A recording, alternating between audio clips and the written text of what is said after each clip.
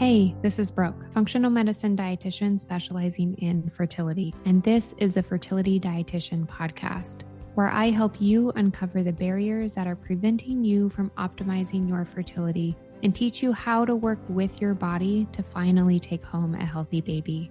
Each week, I will be diving into different topics on fertility and sharing my perspective on physiology, metabolic health, nutrition, and lifestyle approaches that have helped hundreds of couples get pregnant even after years of heartache. My goal is to empower you with the knowledge you need to take back control of your fertility. Happy listening.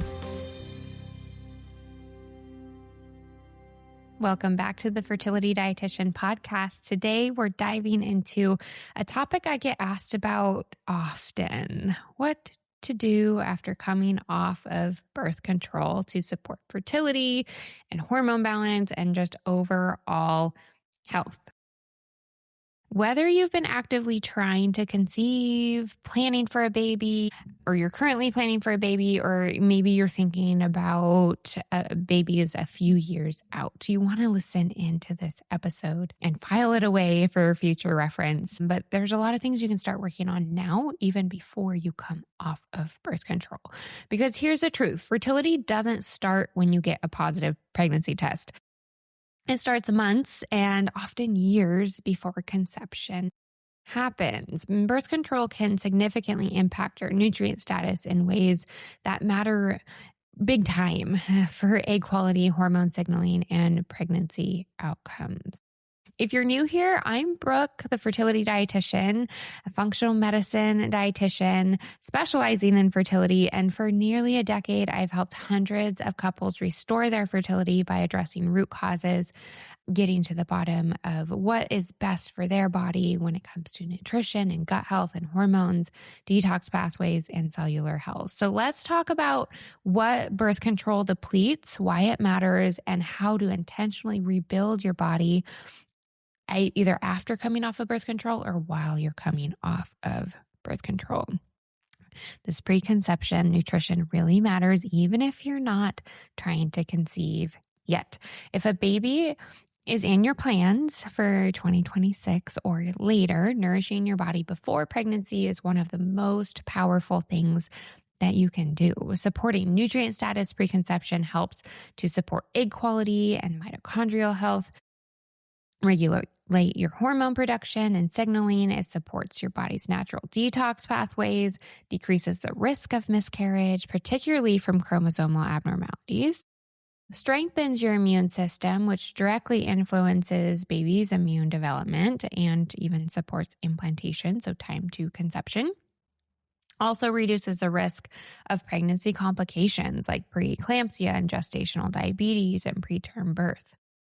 It even lowers the risks of abnormal fetal development, especially of the brain and the heart and the organs. And this is key. Many of these outcomes are influenced by nutrient status before you conceive, not during pregnancy, but before conception even takes place. Because when we're talking about egg quality, we have to remember that it takes a minimum of 3 to 4 months to see significant changes in egg quality. And if you've been on birth control, especially long-term birth control, no judgment. I myself was on birth control for about 15 years before coming off and learning about all of the things that I educate on today and support my clients with. So it's very depleting. It depletes the nutrients that we need to support egg quality and reproduction. So if you just come off of birth control and get pregnant, there's a lot more risk involved, and not only for nutrient status, but for things like gut health and immune system support and so on and so forth. So let's talk a little bit more about how birth control specifically impacts nutrient status.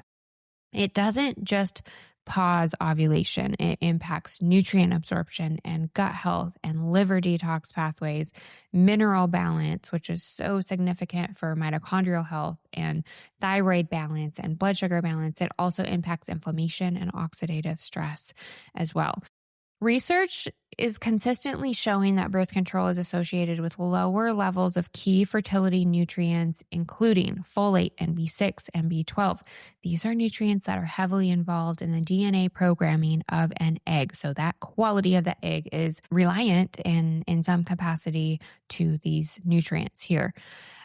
Zinc and magnesium and selenium, vitamin C and vitamin E are all depleted also. And these nutrients are not just nice to have, they are non-negotiable for DNA synthesis and proper egg maturation, chromosomal integrity, hormone metabolism, and healthy ovulation. So when it comes to coming off of birth control and immediately trying to conceive without repleting nutrients, we often see irregular cycles, delayed ovulation, luteal phase issues, poor egg quality, increased inflammation, and higher miscarriage risk. This doesn't mean that birth control was bad, but it does mean that your body deserves intentional support afterwards. The most important fertility nutrients to replete after birth control include folate. So folate, not folic acid. There's a very important distinction. Folic acid is a synthetic version of folate. We want folate because it's easier for our bodies to use. It's less likely to get stuck in metabolic pathways and create inflammation and additional side effects. So folate is critical for DNA replication, egg quality, preventing neural tube defects, reducing chromosomal abnormalities as well. Birth control is known to reduce folate levels, and many women already struggle to convert this folic acid or synthetic version of folate properly. So again, folate is what you want to be including. Food sources are going to be liver and lentils, dark leafy greens, asparagus, avocado. Okay. Many women benefit from food-based folate or methylated forms, but this should always be individualized. So supplementation of folate, so the methylated folate or folinic acid even, is easier to use than our synthetic folic acid. And if you're interested in diving deeper in this topic, I will link a blog post with a lot of research and a deeper dive here. I also have a podcast episode on folate versus folic acid also. So I will link both of those so you can learn even more about that topic. Additional B vitamins like B6 and B12 are really important to replete. Also, B vitamins support ovulation, progesterone production, healthy methylation, nervous system regulation, energy production within the egg. That mitochondria, again, is going to be supported, which is supporting overall egg quality. Low B vitamins are associated with PMS, luteal phase defects, fatigue, poor egg quality as well. So food sources that we want to make sure we're getting in include grass-fed meats, eggs, seafood, liver. Nutritional yeast is supportive here too. The animal options are easier to use, more bioavailable, but nutritional yeast is still supportive as well. Magnesium and zinc are minerals that are heavily depleted by birth control and chronic stress also. And these minerals support hormone receptor sensitivity, blood sugar balance, ovulation, immune function, and sperm quality as well. Obviously, birth control is not depleting them for sperm, but hopefully you're doing this as a team if you're thinking about getting pregnant. And these nutrients are going to support the male side too. Food sources of these are going to include pumpkin seeds and oysters and red meat, cacao powder, nuts and seeds, to name a few. And last but not least, antioxidants, especially our vitamin C and vitamin E and selenium, are depleted too. So you want to be boosting those back up. Eggs are highly sensitive to oxidative stress, and antioxidants help protect eggs from damage from oxidative stress and support healthy follicle development and improve mitochondrial efficiency. Again, that mitochondria, big part of energy support within the cells to support egg quality and overall follicle development. Food sources of these antioxidants include berries and citrus and strawberries and kiwis and mangoes, Brazil nuts, seafood, and colorful vegetables. Our vitamin C rich vegetables are going to be our broccoli and bell peppers as well. And we also get vitamin E from fats like nuts and seeds, especially. Very helpful there, especially walnuts for vitamin E. Diet alone isn't always enough, and this part is so important. Eating a nutrient-dense diet is foundational, but it's one piece of the puzzle because your body also has to digest the food properly, absorb the nutrients, transport them into the cells, activate them, and prioritize sending those nutrients to reproduction. Barriers I commonly see post-birth control include poor gut health, low stomach acid, dysbiosis, sluggish liver detox, chronic inflammation, high stress, or overall cortisol dysregulation. This is actually part of birth control and its side effects also. So when these are present, nutrients may be poorly absorbed, shunted toward inflammation because your body's always trying to protect itself, and reproduction is kind of the last place it's going to send resources, or used up for stress response, and also be stored instead of utilized. And this means fertility becomes deprioritized, even if you're trying to do everything right with nutrition. So we want to make sure that we're supporting the gut and the detox pathways after birth control. To actually use the nutrients for fertility, we have to support the integrity of the gut, the liver detox pathways, bile flow, and regular elimination in the form of bowel movements. How to do this includes adding these simple foundational steps of eating enough protein, prioritizing bitter foods. These are going to be like your arugula and your vinegars and even like your artichokes. Cranberries are another good bitter food option too. Citrus in water, also supportive. Supporting daily bowel movement, so getting adequate fiber in your diet, and hydration is also really supportive.